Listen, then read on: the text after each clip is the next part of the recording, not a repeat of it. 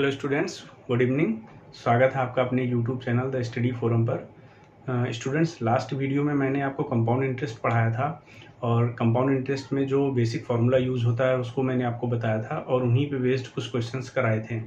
जैसा कि previous video में मैंने आपसे बताया था कि मैं कुछ आपको ऐसे मेथड बताऊंगा, कुछ ऐसे कॉन्सेप्ट बताऊंगा जिनसे आप क्वेश्चन को बिना फॉर्मूले को इम्प्लीमेंट किए लगा सकते हैं, जिससे आप लेंदी कैलकुलेशन से बच पाएंगे। क्योंकि कंपाउंड इंटरेस्ट के केस में जो फार्मूला दिया गया है वो उसमें कैलकुलेशंस कई बार काफ़ी लेंदी हो जाती है।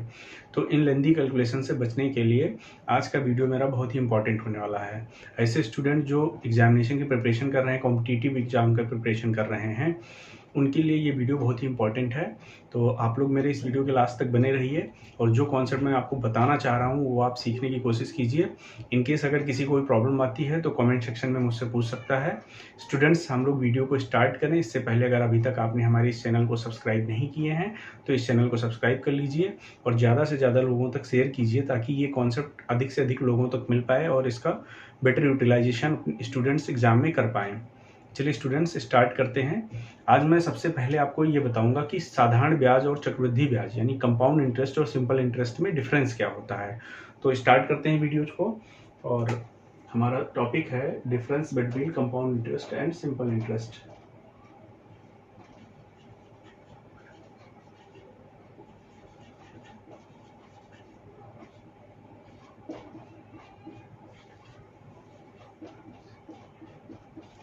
साधारण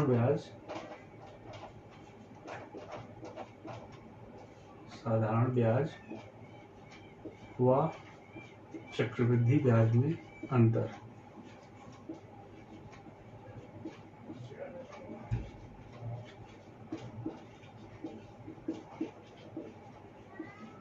स्टूडेंट्स, हम लोग सीखने वाले हैं कि साधारण ब्याज और चक्रवृद्धि ब्याज में क्या अंतर होता है। देखिए स्टूडेंट, अगर हम साधारण ब्याज की बात करें तो यहाँ पर अगर कोई व्यक्ति किसी को साधारण ब्याज की दर पे लोन देता है तो जो ब्याज की कैलकुलेशन होती है वो प्रिंसिपल पर लगता है और यहाँ पर हमें ब्याज पर कोई ब्याज नहीं देना होता, सिर्फ और सिर्फ हमें मूलधन पर ब्याज देना होता है। चाहे हम लोन 2 वर्षों के लिए लें, 3 वर्षों के लिए लें या 4 वर्षों के लिए, कितने भी सालों के लिए हम ब्याज लें, ब्याज जो है वो सिर्फ प्रिंसिपल पे ही लगेगा, ब्याज पर कोई ब्याज हमको नहीं देना होगा। जबकि चक्रवृद्धि ब्याज की बात करें, अगर कंपाउंड इंटरेस्ट की बात करें तो कंपाउंड इंटरेस्ट के केस में पहले साल तो हमें मूलधन पर ब्याज देना होता है, लेकिन जैसे ही दूसरा साल लग जाता है तो हमें पहले साल में जो ब्याज लग के आता है उस पर भी हमें ब्याज देना होता है। यानी यहाँ पर जो ब्याज कैलकुलेट होता है वो मूलधन पर भी कैलकुलेट होगा, साथ में साथ ब्याज पर भी ब्याज लगने लगेगा। यानी ये कंपाउंडेड चलता है। इस केस में मूलधन पर भी ब्याज लगता है और ब्याज पर भी ब्याज लगेगा। तो ये बेसिक डिफरेंस है साधारण ब्याज और चक्रवृद्धि ब्याज में। इसको हम अच्छे से समझते हैं किसी एक एग्जाम्पल को लेके, क्योंकि एग्जाम्पल से चीज़ें इजीली समझ में आ जाती हैं। तो हम लोग एक एग्जाम्पल लेते हैं और उससे इन दोनों के बीच डिफरेंस समझते हैं। सपोज कीजिए ए ने बी को लोन दिया, 1000 रुपये का लोन दिया, 1000 रुपये का लोन दिया 10% रेट ऑफ इंटरेस्ट पे, 10% रेट ऑफ इंटरेस्ट पे एनुअली। सपोज करो पहले हम 2 वर्षों के लिए देखते हैं, 2 सालों के लिए। ए ने बी को 1000 रुपये का लोन दिया 10% रेट ऑफ इंटरेस्ट पे 2 वर्षों के लिए। तो दोनों ब्याज को हम कैलकुलेट करके दिखाएंगे कि क्या डिफरेंस है।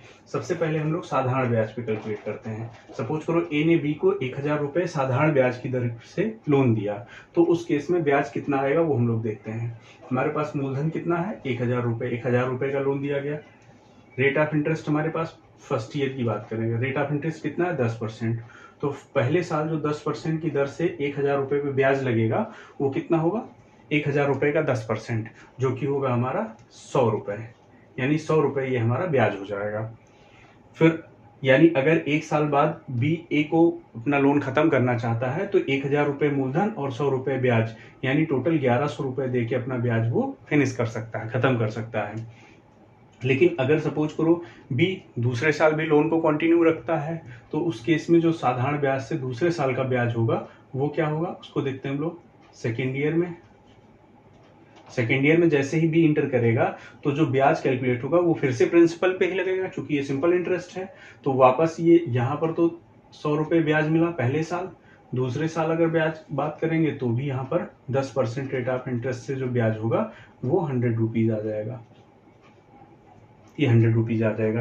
यानी सेकेंड ईयर अगर बी अपना लोन फिनिश करना चाहता है तो 1000 रुपये प्रिंसिपल, 100 रुपये पहले साल का ब्याज, 100 रुपये दूसरे साल का ब्याज, यानी टोटल 1200 रुपये दे के अपनी ब्याज लोन को वो ख़त्म कर सकता है।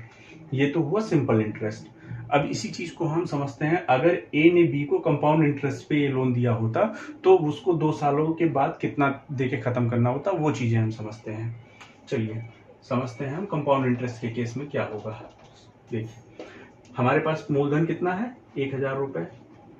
दोस्तों हमारे पास मूलधन 1000 रुपये है, 1000 रुपये है। तो फर्स्ट ईयर में जब बात करेंगे हम, तो first year 10% rate of interest पे इस पे जो ब्याज लगेगा वो कितना होगा, 1000 का 10% 100 रुपये, यानी पहले साल में 10% रेट ऑफ इंटरेस्ट पे 100 रुपये ब्याज लग गया।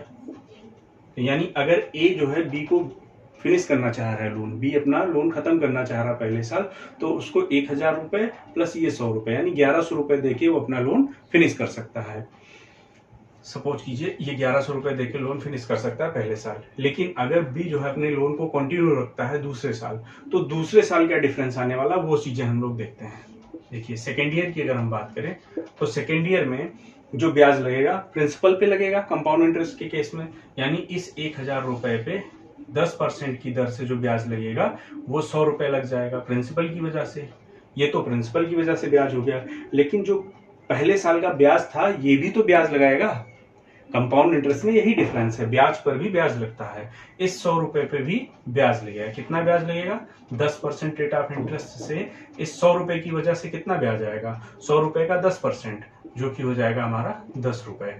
यानी अगर सेकेंड ईयर बी अपना लोन फिनिश करना चाहता है तो उसको 1000 रुपये प्रिंसिपल देना होगा प्लस 100 रुपये पहले साल का ब्याज देना होगा, और जो दूसरे साल का ब्याज हो जाएगा वो टोटल 110 रुपये हो जाएगा। 100 रुपये प्रिंसिपल की वजह से और 10 रुपये इस ब्याज की वजह से, जो ब्याज पर ब्याज लगा।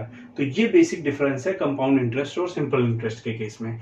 यानी इसको लोन खत्म करने के लिए सेकेंड ईयर टोटल अमाउंट देना होगा 1000 प्लस 100 प्लस 110, यानी 1210 रुपीज, यानी 1210 रुपए। अब यहाँ पर हम लोग देख रहे हैं दोनों में क्या डिफरेंस आ गया। यहाँ पर देख रहे हैं हम लोग कि सिंपल इंटरेस्ट और कंपाउंड इंटरेस्ट में डिफरेंस कितना आ रहा है, 10 रुपए का आ रहा है। ये जो 10 रुपीज का डिफरेंस आ रहा है ये सिर्फ कंपाउंड इंटरेस्ट की केस में ब्याज पर ब्याज लगने की वजह से आ रहा है। तो स्टूडेंट कुछ आपको क्लियर हो रहा होगा कि यहाँ पर बेसिक डिफरेंस क्या है सिंपल इंटरेस्ट और कंपाउंड इंटरेस्ट का। इसी चीज को हम लोग 3 वर्षों के लिए देखते हैं। सपोज करो अगर ए ने बी को 3 वर्षों के लिए यही लोन दिया है, तो दोनों स्कीम में अलग अलग हम लोग कैलकुलेट करेंगे। 3 सालों के लिए अगर सिंपल इंटरेस्ट पे 1000 का लोन दिया गया 10% रेट ऑफ इंटरेस्ट पे, तो साधारण ब्याज अगर कैलकुलेट करेंगे तो यहाँ हम लोग देखते हैं कि थर्ड ईयर में अगर हम जैसे ही इंटर करेंगे, थर्ड ईयर में फिर से 1000 प्रिंसिपल पे 10% रेट ऑफ इंटरेस्ट से ब्याज लगेगा, वो हो जाएगा 100 रुपीज का। ये है साधारण ब्याज का। पहले साल 100 रुपए का ब्याज लगा प्रिंसिपल पे, दूसरे साल फिर से 100 रुपए का ब्याज लगा प्रिंसिपल पे, तीसरे साल फिर से 100 रुपए का ब्याज लगा प्रिंसिपल पे। यानी यहाँ पर सिर्फ प्रिंसिपल पे ब्याज लग रहा है, ब्याज पर कोई ब्याज हमको नहीं देना है। तो अगर तीसरे साल अगर बी अपना लोन खत्म करना चाह रहा है तो उसको 1000 प्रिंसिपल प्लस 100 यानी टोटल 1300 रुपीज पे करके अपना लोन फिनिश कर सकता है बी। अब हम लोग कंपाउंड इंटरेस्ट की बात करते हैं। अगर अब कंपाउंड इंटरेस्ट की हम लोग बात करें तो 2 सालों के लिए हमने दिखाया था, तीसरे साल में जैसे ही थर्ड ईयर में इंटर करेंगे, थर्ड ईयर में जैसे ही तीसरे साल हम इस स्कीम में इंटर करेंगे, यहां पर जो है तीसरे साल इंटर करते ही सबसे पहला जो ब्याज लगेगा वो प्रिंसिपल पर लगेगा तीसरे साल में। तो जो ब्याज लगेगा इस 1000 रुपीज पर ब्याज लगेगा, जो कि 10% रेट ऑफ इंटरेस्ट से जो ब्याज लगेगा ये हो जाएगा 100 रुपीज। ये तो प्रिंसिपल की वजह से ब्याज आया। अभी हमको बचा क्या क्या है, ब्याज पर जो ब्याज लगने वाला है वो बचा हुआ है। तो सबसे पहले हम देखते हैं, पहले साल जो ब्याज मिला था 100 रुपए, वो तीसरे साल भी फिर से ब्याज उस पर कैलकुलेट होगा। तो इससे जो ब्याज लगेगा 10% की दर से, वो 100 रुपए का 10% कितना होगा, 10 रुपए। ये 10 रुपए इसकी वजह से ब्याज हो गया, प्लस सेकेंड ईयर में जो ब्याज था 100 रुपए, इसकी वजह से भी ब्याज लगेगा 10%। इस पे जो ब्याज लगेगा ये हो जाएगा प्लस 10 रुपीज। और सेकेंड ईयर में ब्याज ने जो ब्याज दिया था 10 रुपए, ये थर्ड ईयर को भी ब्याज देगा। यानी इस 10 रुपए जो सेकेंड ईयर का जो ब्याज था इस पर भी ब्याज लगेगा, तो इस 10 रुपए की वजह से जो ब्याज लगेगा वो भी 10% के हिसाब से कितना होगा, 10 रुपए का 10% कितना हो जाएगा, 1 रुपए, 1 रुपए ये ब्याज आ जाएगा। तो टोटल थर्ड ईयर में अगर हम बात करें तो टोटल ब्याज कितना आ जाएगा, 100, 10 + 10 21, यानी 121 ये आ जाएगा हमारा थर्ड ईयर में टोटल ब्याज लगेगा। यहाँ पर हमने देखा कि 1000 प्रिंसिपल है, उसकी वजह से 100 रुपए का ब्याज लगा, प्लस फर्स्ट ईयर का जो ब्याज था 100 रुपए, उसकी वजह से 10 रुपए का ब्याज मिला, फिर सेकेंड ईयर का जो 100 रुपए था उसकी वजह से 10 रुपए ब्याज मिला, और फर्स्ट ईयर के ब्याज पर जो ब्याज लगा था उस पर थर्ड ईयर पे जो ब्याज मिलेगा वो भी 1 रुपए का हो जाएगा, ये 1 रुपए का ब्याज यहाँ मिल जाएगा। तो इस तरह से हमने देखा कि टोटल थर्ड ईयर में जो ब्याज हुआ 121 रुपीज हुआ। तो अगर तीसरे साल बी अपना लोन फिनिश करना चाह रहा है तो उसको टोटल कितने अमाउंट देना होगा, ये 1000 तो प्रिंसिपल देना पड़ेगा, प्लस 100 रुपए पहले साल का ब्याज देना होगा, प्लस 100 और 10 ये दूसरे साल का ब्याज हमें देना होगा, प्लस जो तीसरे साल का ब्याज होगा 100 रुपए प्लस 10 रुपए प्लस 10 रुपए प्लस 1 रुपीज। तो ये टोटल हमारे पास कितना आ जाएगा, 1000, 100, 100, 100, 331, 1331 रुपीज। यानी यहाँ पर तीसरे साल अगर भी अपना लोन फिनिश करना चाह रहा है तो उसको टोटल 1331 रुपीज देके अपना लोन फिनिश कर सकता है। यहाँ हम लोग देख रहे हैं दोनों के बीच डिफरेंस कितना आ रहा है, 31 रुपीज का। यानी अगर हम कोई ब्याज कंपाउंड इंटरेस्ट पर लेते हैं, कोई लोन लेते हैं कंपाउंड इंटरेस्ट पर, तो वो हमारे लिए महंगा पड़ता है। साधारण ब्याज पर जो लोन लिया जाता है वो सस्ता पड़ता है। सिंपल से टेक्निक है, आप इसको सीख सकते हैं। वीडियो रिवाइंड करके आप इसको देखिए और समझिए इसको कैसे कैलकुलेट किया गया है। बाकी आगे के जो क्वेश्चन हम लोग सॉल्व करेंगे कुछ इसी तरह का कॉन्सेप्ट यूज करके अपने प्रॉब्लम को सॉल्व करेंगे। इससे पहले की वीडियो में मैंने आपको ये डिफरेंस कैलकुलेट कराने के लिए फॉर्मूला लिखाया था, उन्हीं फॉर्मूले को इंप्लीमेंट करके हम क्वेश्चन सॉल्व करते थे। अब यहाँ देख सकते हैं यहाँ पर किसी फॉर्मूले को हमने यूज नहीं किया, सिंपल हमने एक मेथड यूज किया जिससे ये डिफरेंस कैलकुलेट हुआ है। इसको आप नोट डाउन कर लीजिए, फिर हम लोग कुछ और अच्छे कॉन्सेप्ट सीखते हैं इस वीडियो में। चलिए स्टूडेंट, तो अभी हम लोगों ने कंपाउंड इंटरेस्ट और सिंपल इंटरेस्ट के बीच जो डिफरेंस होता है उसको हम लोगों ने समझा और उस पर बेस्ड कुछ एक एग्जांपल लेके उसको हमने आपको समझाया। तो आपको उम्मीद करता हूँ आपको समझ में आ गया होगा कि दोनों टाइप के ब्याजों में क्या अंतर होता है।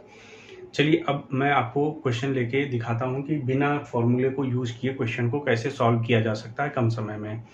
चलिए हमारे पास जो पहला क्वेश्चन है हम लोग लेते हैं, एक सिंपल सा क्वेश्चन है। सपोज करो कि हमारे पास प्रिंसिपल दे रखा है 36,000 रुपये, मूलधन है 36,000 रुपये, रेट ऑफ इंटरेस्ट है 16 सही 2/3% एनुअली, वार्षिक। इसके अलावा समय है हमारे पास टाइम 2 वर्षों। 2 वर्षों के लिए अगर 36,000 का मूलधन 16 सही 2/3% रेट ऑफ इंटरेस्ट पे कंपाउंड इंटरेस्ट पर दिया जा रहा है कोई धन, तो इस केस में हमें निकालना क्या क्या है। सबसे पहली चीज हम कंपाउंड इंटरेस्ट फाइंड करना है हमें, दूसरा हमें सिंपल इंटरेस्ट फाइंड आउट करना है, इसके अलावा हमें दोनों के बीच डिफरेंस क्या है इसको भी फाइंड आउट करना है। एक ही क्वेश्चन से हम तीनों चीज फाइंड आउट करके दिखाएंगे आपको। यहाँ पर ना तो मैं कंपाउंड इंटरेस्ट का कोई फॉर्मूला यूज करने वाला हूँ, ना सिंपल इंटरेस्ट का कोई फॉर्मूला यूज करने वाला हूँ, और ना ही कोई डिफरेंस का फॉर्मूला यूज करने वाला हूँ। सिंपल एक टेक्निक यूज करेंगे, उसी टेक्निक से हम ये तीनों चीजें एक ही सॉल्यूशन में फाइंड आउट करेंगे। चलिए सॉल्व करते हैं। देखिए मेन कॉन्सेप्ट इस टेक्निक का है कि हमें जो रेट ऑफ इंटरेस्ट दे रखा है, अगर वो रेट ऑफ इंटरेस्ट परसेंटेज में दे रखा है तो उसे हमें सिंपली फ्रैक्शन में कन्वर्ट कर लेना है। देखिए जब मैं आपको परसेंटेज पढ़ाऊंगा तो मैं आपको बताऊंगा कि परसेंटेज की जो वैल्यू होती है उसको 1/100 से रिप्रेजेंट करते हैं। यानी अगर परसेंटेज के सिंबल को हटाना है तो इसको हम 1/100 लिख सकते हैं। इसी टेक्निक को यूज करके हम अपने रेट ऑफ इंटरेस्ट को फ्रैक्शन में कन्वर्ट करेंगे। देखिए हमारे पास रेट ऑफ इंटरेस्ट कितना दे रखा है क्वेश्चन में, 16/2/3%। इसको हमें फ्रैक्शन में कन्वर्ट करना है। देखिए इसको हम फ्रैक्शन में कन्वर्ट करना चाहें तो हम यहाँ पे क्या करेंगे, इस परसेंटेज को हटाएंगे और इसकी जगह हम सिंपली 1/100 लिख देंगे। सिंपल है। इसको सॉल्व करते हैं। इसको हम लिख सकते हैं 50/3 ऐसे, 16 × 3 48 + 2 50/3 × 1/100। तो ये हमारे पास कितना आ गया 1/6। इसको डिवाइड करते हैं, 51 जा 50, 52 जा 100, तो ये 3 2 जा 6, 1/6 आ गया। यानी हमारे पास जो ये रेट दे रखा था 16 2/3%, इसको फ्रैक्शन में इसकी जो वैल्यू आएगी वो आ जाएगी 1/6। बस अब हमारा क्वेश्चन इजिली सॉल्व हो जाएगा। सिंपल सा एक टेक्निक है, सबसे पहले हमें रेट ऑफ इंटरेस्ट को फ्रैक्शन में कन्वर्ट कर लेना है। चलिए आगे बढ़ते हैं। प्रिंसिपल हमारे पास कितना, उसको हम लिख लेते हैं 36,000 रुपए। 36,000 रुपए का लोन दिया गया है 16 से ही 2/3% पे 2 सालों के लिए। हमें 2 सालों के लिए ब्याज कैलकुलेट करना है। तो देखिए हम इस तरह से 2 लेग बना लेंगे। ये फर्स्ट ईयर के लिए हो जाएगा और ये हो जाएगा सेकेंड ईयर के लिए। सिंपल है। देखिए रेट कितना आ रहा है हमारे पास 1/6, तो 36,000 प्रिंसिपल है। अगर इस पे 1/6 रेट ऑफ इंटरेस्ट से ब्याज कैलकुलेट करेंगे तो कितना आएगा। सिंपल है, इसको हम ऐसे लिख सकते हैं, इसका ब्याज अगर कैलकुलेट करेंगे 36,000 का 1/6।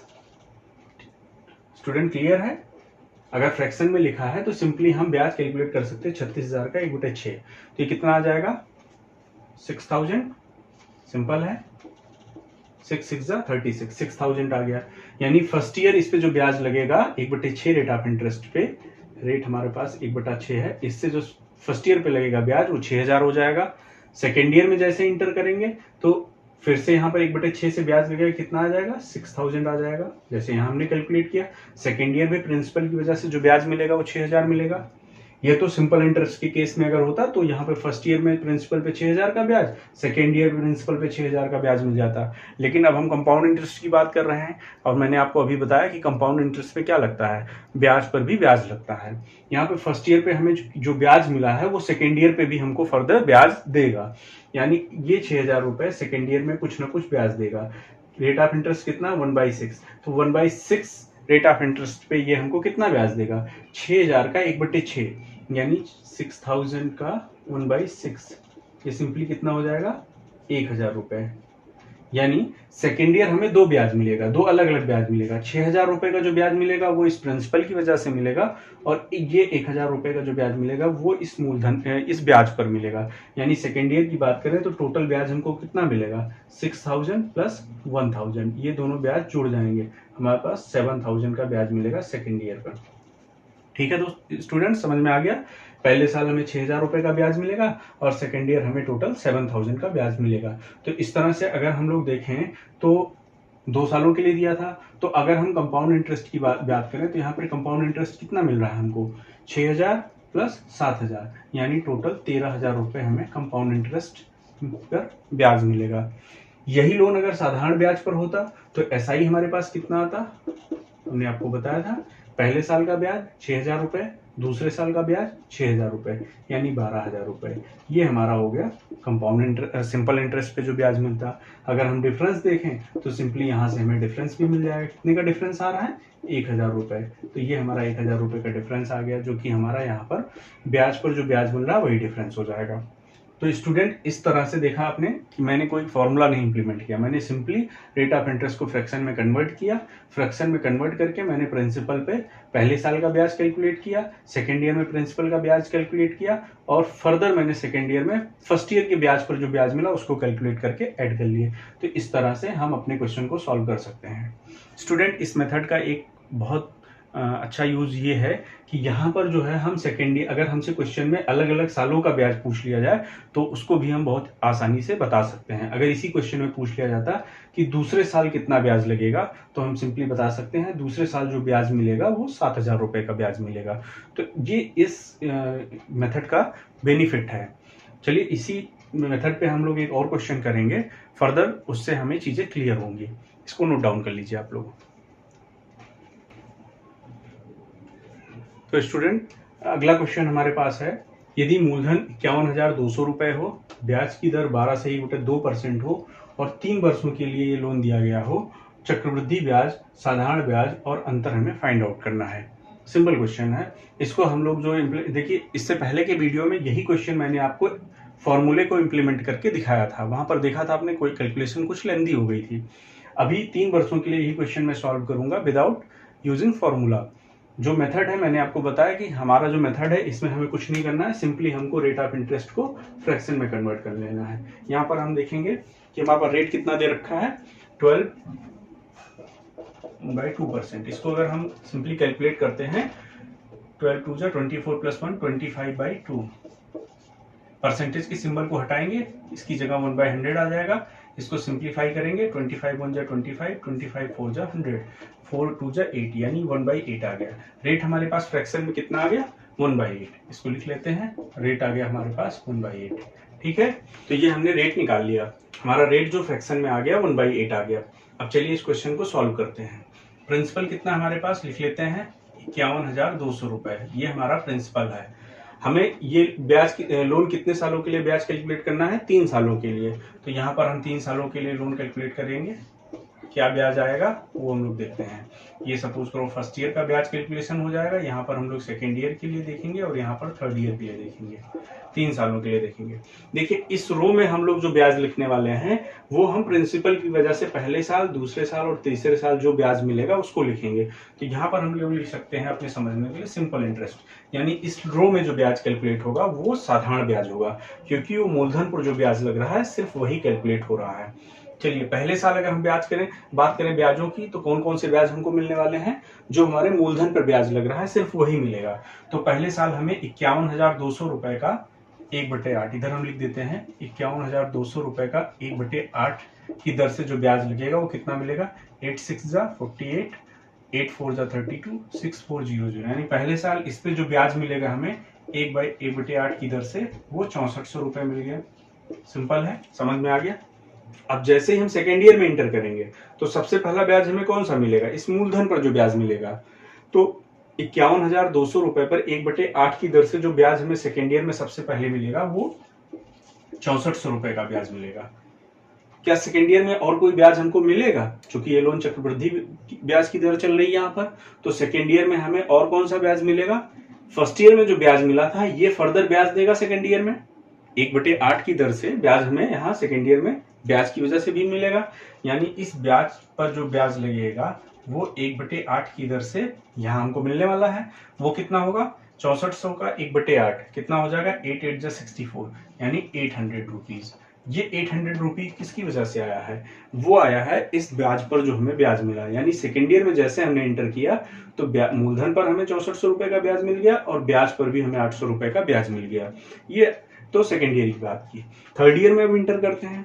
थर्ड ईयर में सबसे पहला ब्याज हमें कौन सा मिलेगा? इस 51,200 पर 1/8 की दर से जो ब्याज मिलेगा वो 6400 रुपए आ जाएगा। ये 6400 रुपए आ गया मूलधन की वजह से ब्याज। अब हमें यहाँ पर और कौन से ब्याज मिलने वाले हैं? प्रीवियस ईयर्स के ब्याजों पर जो ब्याज मिलेगा वो यहाँ पर हम लोग कैलकुलेट करेंगे। तो यहाँ पर 6400 रुपए हमें पहले साल ब्याज मिला था, इस पे हमें तीसरे साल भी ब्याज मिलेगा। कितना मिलेगा? 1/8 की दर से ब्याज मिलेगा।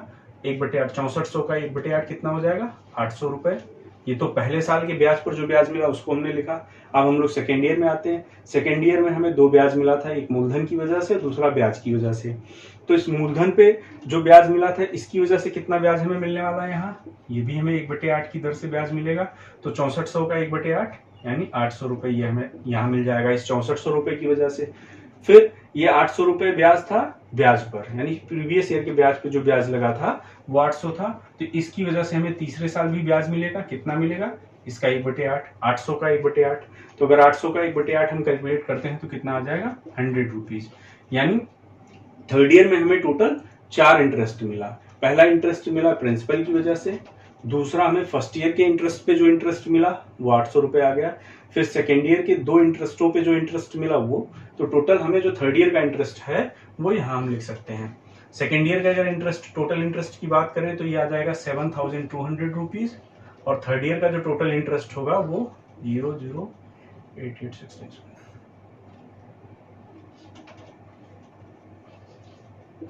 8100 रुपए। तो ये टोटल हमको थर्ड ईयर का ब्याज हो गया। तो अगर सिंपल इंटरेस्ट की बात करेंगे तो सिंपली 6400 प्लस 6400 प्लस 6400, यानी अगर हम एसआई की बात करें तो हमें टोटल 6400 प्लस 6400 प्लस 6400 यानी 19,200 रुपए का ब्याज लगेगा। 51,200 रुपए पे 12 से 1/2% की दर अगर ब्याज रहेगा तो 3 सालों का जो साधारण ब्याज होगा वो 19,200 रुपये होगा। लेकिन अगर हम कंपाउंड इंटरेस्ट या चक्रवृद्धि ब्याज की बात करेंगे तो वो हमारे पास कितना हो जाएगा, ये 6400 रुपये पहले साल का ब्याज, प्लस ये 7200 रुपये दूसरे साल का ब्याज, प्लस ये 8100 रुपये तीसरे साल का ब्याज। तो तीनों सालों का जब ब्याज जोड़ेंगे तो ये आ जाएगा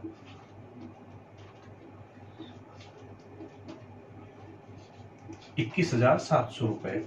ये हो जाएगा हमारा 3 सालों के लिए 51,200 रुपये पर कंपाउंड इंटरेस्ट 3 सालों के लिए। अगर हम डिफरेंस की बात करें तो डिफरेंस हमारा सिंपली इनको माइनस करके भी निकाल सकते हैं, और चाहे तो यहाँ हम देख सकते हैं 800 रुपये 800 रुपये 800 रुपये प्लस 100 रुपये, ये एक अतिरिक्त ब्याज लगा जो ब्याज पर ब्याज लगा है। तो 8 3 जा 24 प्लस 100 यानी 2500, ये हमारे पास डिफरेंस अमाउंट आ जाएगा। यही 3 चीजें हमें कैलकुलेट करनी थी। तो इस तरह से स्टूडेंट हमने देखा कि हमने सिंपल से इस मेथड को इम्प्लीमेंट करके एक ही सॉल्यूशन, एक ही कैलकुलेशन में तीनों चीजें हम लोगों ने फाइंड आउट कर लिया। इसी क्वेश्चन को अगर हमें फॉर्मूले को इम्प्लीमेंट करके लगाना होता तो हमें 3 डिफरेंट फॉर्मूले लगाने पड़ते, सिंपल इंटरेस्ट के लिए अलग, कंपाउंड इंटरेस्ट के अलग और डिफरेंस के लिए अलग। तो यहाँ पर हमने देखा कि सिंपल इस टेक्निक को यूज करके हमने सिंपली क्वेश्चन लगा लिया। अब स्टूडेंट अगर इस मेथड को आप ज़्यादा से ज़्यादा क्वेश्चन पे इम्प्लीमेंट करेंगे तो आपका हाथ सेट हो जाएगा और आप फटाफट क्वेश्चन को सॉल्व करके अपना आंसर फाइंड आउट कर सकते हैं। तो अब दोस्तों आप लोग इसको नोट डाउन कर लीजिए, और आज के वीडियो में फिलहाल हम इतना ही रखेंगे। नेक्स्ट जो भी वीडियो मैं लेके आऊँगा उसमें कंपाउंड इंटरेस्ट के डिफरेंट क्वेश्चंस को लगवाएंगे, और उनमें जो भी मेथड इम्प्लीमेंट कर सकते हैं, जो सबसे सिंप्लीफाइड मेथड होगा वो मैं आपको बताऊंगा। तो स्टूडेंट्स अगर अभी तक आप लोगों ने इस चैनल को सब्सक्राइब नहीं किए हैं तो फटाफट सब्सक्राइब कर लीजिए, और इस वीडियो को ज़्यादा से ज़्यादा लोगों तक शेयर कीजिए और लाइक ज़रूर कीजिएगा। प्लस अगर कोई आपको डाउट लगता है, किसी भी तरीके की कोई क्वेरी है तो आप कमेंट सेक्शन में मुझसे पूछ सकते हैं। मैं कोशिश करूँगा कि आगे के वीडियोज़ में उन प्रॉब्लम्स को सॉर्ट आउट करके उसका सोल्यूशन आपको दे पाएँ। अभी के लिए धन्यवाद, मिलते हैं अपने नेक्स्ट वीडियो में। Thank you.